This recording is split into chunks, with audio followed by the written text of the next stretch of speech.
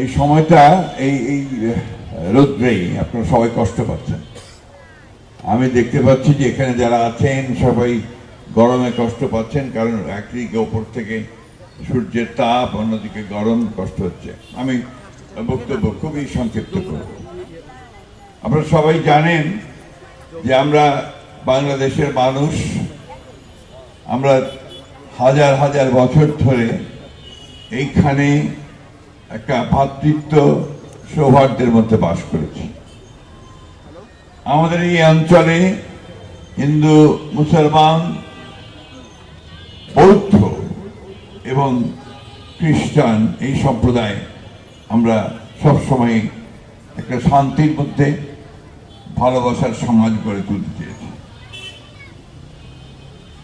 আজকে আপনাদের যে বিশেষ দিন স্টার সানডে, এই দিনটি আপনাদের বিশ্বাসের কাছে অত্যন্ত গুরুত্বপূর্ণ। আমরা জানি যে আমাদের অত্যন্ত মহৎ মহান ধর্মের প্রচারক, যাকে আপনারা ফাদার বলেন, আমাদের যীশু খ্রিস্ট, তিনি পৃথিবীতে আবির্ভূত হয়েছিলেন যখন সমস্ত পৃথিবীতে অন্যায় ছেয়ে গিয়েছিল, যখন সমগ্র পৃথিবীতে অন্যায়, ব্যভিচার, হিংসা, হত্যাকাণ্ড, এইসব বিষয়গুলো নিয়ে মানুষের বসবাসের উপরে কিছু হচ্ছিল না। সেই সময় আমাদের সৃষ্টিকর্তা তিনি এই মহামানব যীশু খ্রিস্টকে তিনি আমাদের মাঝে পাঠান। আমাদের ধর্মগ্রন্থে কোরআন শরীফেও কিন্তু আপনার অত্যন্ত গুরুত্ব সহকারে আমাদের এই মহামানবের নাম উল্লেখ করা আছে। সুতরাং যা সত্য, সেই সত্যকে সামনে নিয়ে আমরা সামনের দিকে এগিয়ে যাব। ধর্ম বিশ্বাস, সেটা আমি মনে করি ব্যক্তিগতভাবে এটা হচ্ছে একটা ব্যক্তিগত বিশ্বাস। এই ব্যক্তিগত বিশ্বাস এটাকে আমরা রাষ্ট্রের মধ্যে আনতে চাই না। আমরা সবসময় বলি যে ধর্ম বিশ্বাস যার যার, রাষ্ট্র সবার। এটা এই জন্যই যে আমরা বিশ্বাস করি আমাদের নেতা, যিনি আমাদের এই দল সৃষ্টি করেছিলেন, বাংলাদেশ জাতীয়তাবাদী দল, যিনি বাংলাদেশের স্বাধীনতা ঘোষণা করেছিলেন, তিনি সবসময় বলতেন যে আমরা সবাই বাংলাদেশের মানুষ, বাংলাদেশের নাগরিক, আমরা কোনো আলাদা সম্প্রদায়ে বিভক্ত নাই। দুর্ভাগ্যক্রমে আমাদের কিছু কিছু শক্তি, দল, তারা এর মধ্যে বিভাজন আনার সৃষ্টি করেছে। এই বিভাজনগুলো আমাদের সমাজকে ক্ষতিগ্রস্ত করে, হিংসার উদ্রেক করে। একটি শব্দ যেটাকে আমরা হেট বলি, হেট, ঘৃণা, এই শব্দটাকে আমাদের সকলেরই ঘৃণা করা উচিত। আমাদের মানুষের মধ্যে ভালোবাসা, ভ্রাতৃত্ব, সৌহার্দ্য, এটা আরো বেশি করে সৃষ্টি করা উচিত। বাংলাদেশের সমাজ সবকিছুকে ধারণ করে। একদিকে যেমন ইসলামকে ধারণ করেছে, অন্যদিকে এই সনাতনী ধর্মকে এখানে আছে, অন্যদিকে আপনার খ্রিস্ট ধর্ম যারা পালন বিশ্বাস করছেন তারাও আছেন, আর বৌদ্ধ ধর্ম তো এককালে এক সময়ে এই বাংলাদেশে সমস্ত বাংলাদেশ জুড়েই ছিল। সুতরাং এই ধর্মকে বিভাজন করার কোনো সুযোগ নেই। প্রিয় বন্ধুগণ, ভাই ও বোনেরা, আপনি ইতিমধ্যে শুনেছেন আপনাদের সভাপতি অধিকারী সাহেব, তার সঙ্গে আমার আগে পরিচয় ছিল না, আর তার সঙ্গে আমার পরিচয় হয় নির্বাচনের পূর্বে। আমার বাড়ি ঠাকুরগাঁ, আমি যেখান থেকে নির্বাচন করি, একেবারে উত্তরে। সেখানে আপনাদের কয়েকটা চার্চ আছে, উনি সেই চার্চগুলোতে গিয়েছিলেন তার কাজে। সেখানে এসে তিনি আমার সঙ্গে সাক্ষাৎ করেন। তারপরেই আমি জানতে পারি যে আপনাদের এখানে একটা বিরাট কমিউনিটি আছে যারা এই বিশ্বাসে আছেন এবং আপনারা এই বিশ্বাসে সামনের দিকে এগিয়ে যাচ্ছেন। আমি আপনাদেরকে আবারও বলতে পারি, আমরা বাংলাদেশ জাতীয়তাবাদী দল, আমরা আমাদের নেতা আমি তারেক রহমান সাহেবের নেতৃত্বে, আপনাদের সকলের সহযোগিতায়, আপনাদের সমর্থনে আমরা সরকার গঠন করতে সক্ষম হয়েছে। সেই জন্য আমি আপনাদের প্রতি কৃতজ্ঞতা জানাচ্ছি। আমাদের সামনে অনেকগুলো কাজ, যে কাজগুলো আমরা বলেছি, আমরা বাংলাদেশকে সত্যিকার অর্থেই একটি অসাম্প্রদায়িক গণতান্ত্রিক বাংলাদেশ হিসাবে প্রতিষ্ঠিত করতে চাই। এই বিষয়টা আমাদের কাছে অত্যন্ত গুরুত্বপূর্ণ, যে কারণে আপনারা দেখেছেন যে আমাদের নেতা তারেক রহমান সাহেব অতি দ্রুত তিনি অনেকগুলো কাজ শুরু করেছেন। তার মধ্যে একটি কাজ হচ্ছে যে মসজিদগুলো যারা ইমাম খাদেম আছেন তাদেরকে সম্মানী দেওয়া, মন্দিরে যারা পুরোহিত আছেন তাদেরকে সম্মানী দেওয়া, চার্চে যারা আছেন ফাদার নাম তাদেরকে সম্মানী দেওয়া, বৌদ্ধ উপাসনালয়গুলোতে যারা কাজ করেন সেবায়েত আছেন তাদেরকে সম্মানী দেওয়া।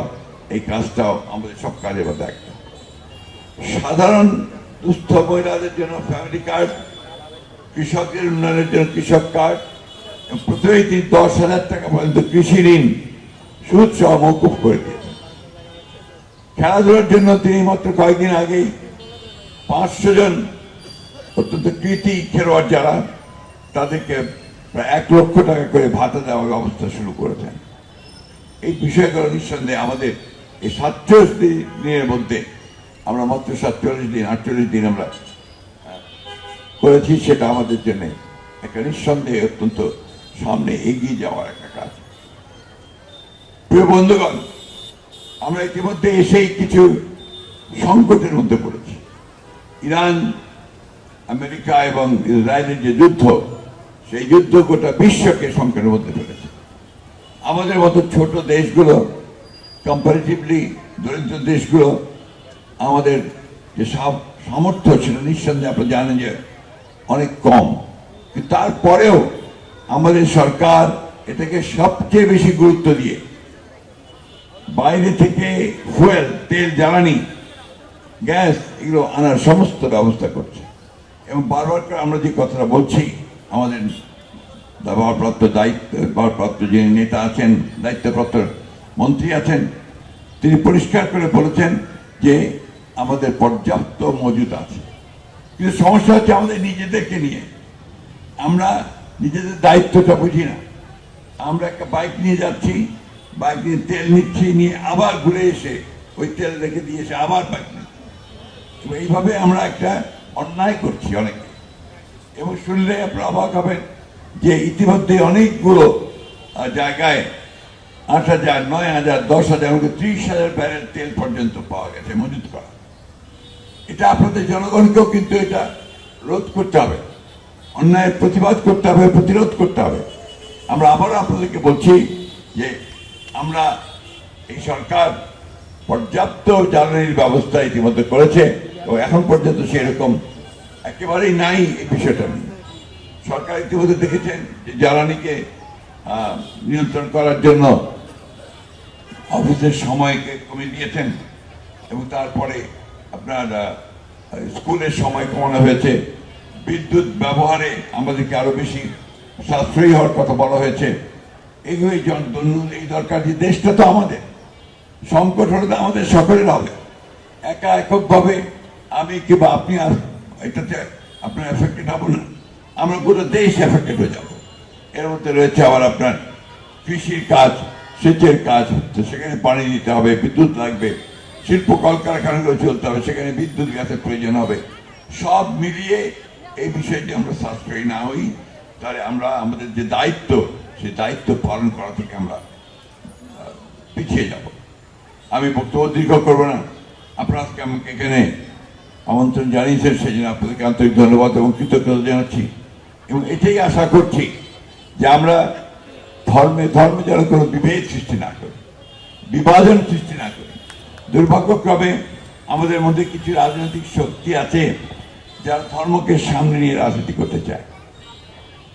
আরো দুঃখজনক ব্যাপার যে অনেকেই শক্তি আছে যারা 1971 সালের স্বাধীনতা যুদ্ধকে অস্বীকার করতে চায়।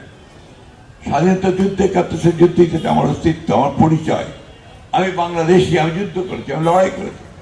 আমাদের প্রায় 30 লক্ষ মানুষ শহীদ হয়েছে, 2 লক্ষ ভবন তাদের সম্ভ্রম হারিয়েছে।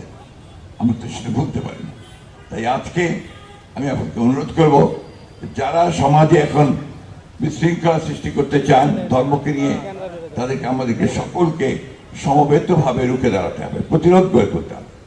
এবং একটি কথাই যেটা আমাদের প্রধানমন্ত্রী, আমাদের চেয়ারম্যান তিনি বারবার করে বলছেন যে আমরা কাজ করব, দেশ করব এবং সবার আগে বাংলাদেশকে আমরা নিয়ে যাব। এই কথাটা আমাদেরকে সবসময় মনে রাখবো। আমি বক্তব্য দীর্ঘ করব না। আমি আপনাদের এই দিবসে আপনাদের সঙ্গে শরিক হয়ে আপনাদের আনন্দ আমি শেয়ার করতে চাই এবং একই সঙ্গে এই প্রার্থনা করি সৃষ্টিকর্তার কাছে যে আমাদের সবাইকে তিনি ভালো রাখুন, সুস্থ রাখুন, ভালোবাসার মধ্যে, প্রেমের মধ্যে যেন বাস করতে পারি, সেই বিশ্বাস, সেই প্রার্থনা আমি চাই। একটা ছুটির কথা বলেছেন, এটা তো আপনার মন্ত্রণালয়ের ক্যাবিনেটের ডিসিশন হবে, সেটা আমরা দেখবো, অবশ্যই আমরা সেটাকে ভালোভাবে দেখব। অনেক ধন্যবাদ আপনাদের সকলকে, আবারও কৃতজ্ঞতা জানাচ্ছি আমাকে আমন্ত্রণ জানানো। সালাম, আদাব এবং নমস্কার।